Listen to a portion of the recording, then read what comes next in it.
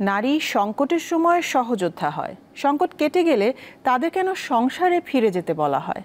এমন প্রশ্ন রেখেছেন সমাজ কল্যাণ এবং মহিলা ও শিশু বিষয়ক মন্ত্রণালয়ের উপদেষ্টা শারমিন এস মুর্শিদ।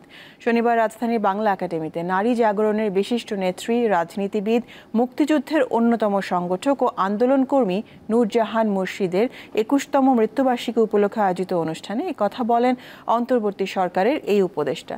উত্তরসূরি নূরজাহান সরওয়ার মুর্শিদ সাংস্কৃতিক কেন্দ্রের উদ্যোগে বিশেষ বক্তৃতা নারী স্বরের দ্বিতীয় কিস্তিতে এবারের বিষয় ছিল গতি, প্রগতি ও নারীর প্রতিবাদের ভাষা।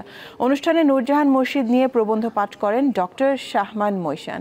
বক্তারা বলেন, নূরজাহান মুর্শিদ গণতান্ত্রিক ব্যবস্থার মধ্য দিয়ে মানুষের রাজনৈতিক অধিকার প্রতিষ্ঠা ও নারীর মুক্তি চেয়েছিলেন। এছাড়া অনুষ্ঠানে বর্তমান সময়ে নারীদের বঞ্চনার কথা তুলে ধরেন বক্তারা।